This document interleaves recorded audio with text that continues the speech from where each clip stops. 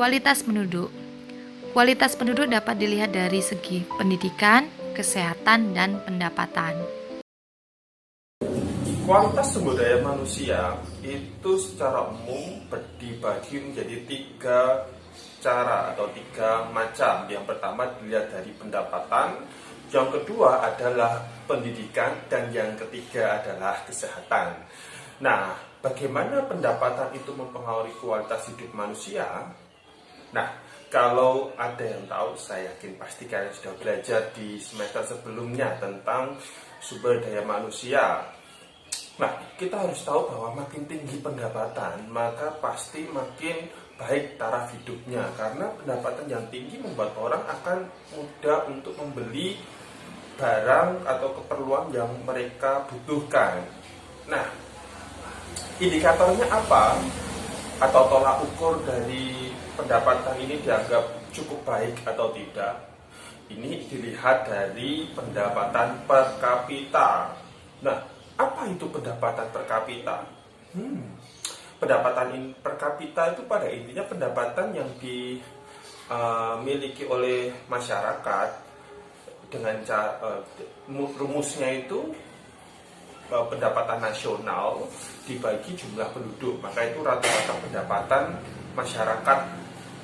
Nah, kemudian kita jadi tahu kenapa sih kok pendapatan per kapita masyarakat di Indonesia itu masih dianggap rendah.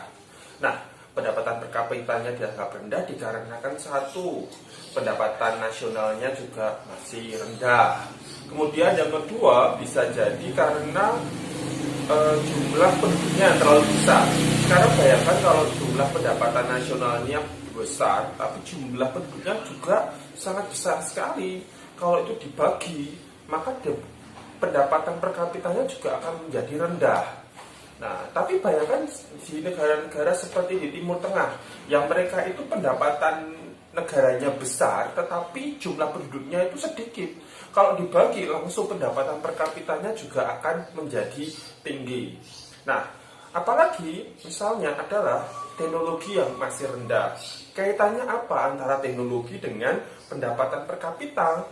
Kalau kalau teknologinya itu yang dimiliki negara itu masih cukup rendah, berarti dia tidak bisa memaksimalkan sumber daya alam yang dimiliki untuk dikelola dengan baik. Itu akan mempengaruhi, karena kalau semakin tinggi sumber daya alam yang bisa dikelola, berarti itu bisa membuat masyarakatnya atau negaranya itu mendapatkan keuntungan. Kemudian mutu yang kedua dilihat dari tingkat pendidikan. Nah, tolak ukurnya apa sih tingkat pendidikan di suatu negara itu baik atau tidak? Bisa dilihat dari satu, seberapa besar penduduknya itu bisa membaca dan menulis. Dua, seberapa banyak anak yang putus sekolah. Tiga, bagaimana tingkat pendidikan masyarakatnya. Nah, kita lihat yang pertama, seberapa besar tingkat bisa baca tulis. Nah, kalau misalnya penduduknya itu masih sedikit yang bisa baca tulis, ya otomatis mereka untuk mengakses informasi, untuk bisa menambah informasi baru melalui tulisan itu akan kesusahan. Nah, itu berarti akan mempengaruhi negara itu atau ya mempengaruhi masyarakat di situ di dalam mengembangkan dirinya. Atau misalnya anak putus sekolah, bayangkan misalnya anak itu dia masih siswa kelas 1 SMA, kemudian putus sekolah. Kalau dia nanti cari-cari pekerjaan, dia akan menggunakan ijazah SMP. Nah, ini kan berarti levelnya akan menjadi turun. Mau gimana lagi? Kemudian yang ketiga, tingkat pendidikan masyarakat. Apakah di negara itu atau di kabupaten itu atau di wilayah itu kebanyakan hanya lulusan SMP atau SMA atau perguruan tinggi, itu juga akan mempengaruhi. Seperti di Indonesia, itu kalau misalnya kebanyakan masih lulusan SD, berarti tingkat pendidikannya dianggap tidak baik. Tapi di negara-negara yang maju, mereka itu tingkat pendidikannya dianggap sangat baik karena banyak yang sudah sampai di tingkat pendidikan tinggi, entah di SMA, entah itu di perguruan tinggi seperti itu. Jadi semakin tinggi tingkat pendidikan yang kalian atau suatu wilayah miliki, maka berarti kualitas penduduk di situ juga akan baik, karena nanti berkaitan dengan kalau semakin tinggi tingkat pendidikan kan mereka lebih mudah memahami suatu hal, kan seperti itu.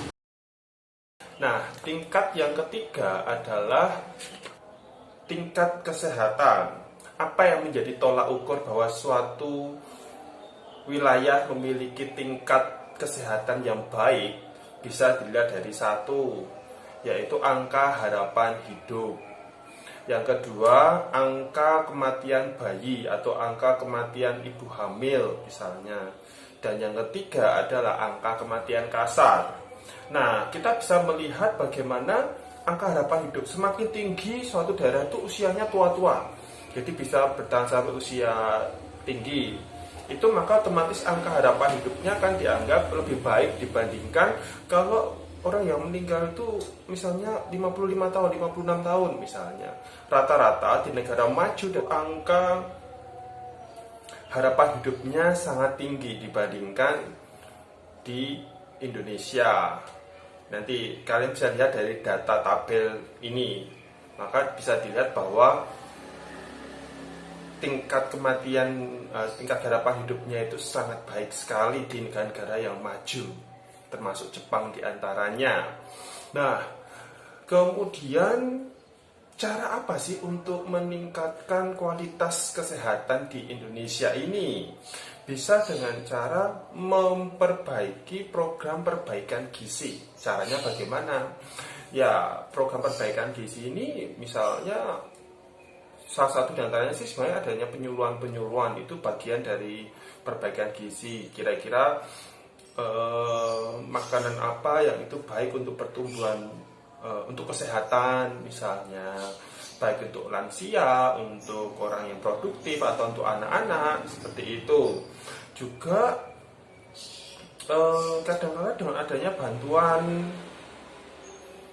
beras misalnya, jadi dari pemerintah itu banyak ada bantuan beras untuk keluarga masyarakat yang tidak mampu, karena memang di Indonesia itu mayoritasnya adalah mengkonsumsi beras, mengkonsumsi nasi, bukan beras itu masih mentahnya. Kemudian juga misalnya dengan pembangunan rumah sakit dan puskesmas di mana-mana. Jadi puskesmas itu tidak hanya di kota besar, tapi juga di kota kabupaten ada, mungkin di kota-kota kecamatan juga ada, seperti itu. Di tingkat desa juga didirikan puskesmas. Jadi tujuannya supaya kalau ada orang yang sakit itu bisa langsung tertangani dengan baik. Kemudian juga dengan adanya tadi saya bilang penyuluhan ini tentang makanan atau mungkin tentang kesehatan. Seperti sekarang ini ada virus corona dan masyarakat diberikan penyuluhan entah dari pemerintah, dari pihak swasta, dari televisi, dari media sosial, bagaimana cara untuk menjaga kesehatan, bagaimana cara supaya tidak tertular oleh virus, tertular dari orang atau terinfeksi virus corona ini. Ada cara-cara, itu termasuk contoh penyuluhan supaya masyarakat itu sadar, mereka bisa menjaga kesehatannya dengan baik. Kemudian juga menambah jumlah tenaga medis. Kalau misalnya rumah sakit ada, puskesmas ada, tapi tenaga medisnya itu sedikit, ya percuma, harus banyak juga. Nah, atau sebaliknya juga obat-obatan yang tersedia itu harus terjangkau, harus ada yang murah. Biasanya kalau itu dari pemerintah, mereka akan menyediakan obat murah yang namanya obat generik. Dan saya selalu pilih itu, karena biasanya kalau saya sakit itu pasti ditanya oleh dokternya, Anda pengen obat ini atau obat ini. Obat ini itu yang generik, obat ini itu yang buatan pabrik mahal. Biasanya seperti itu. Kemudian juga ada lagi penyediaan sarana air bersih.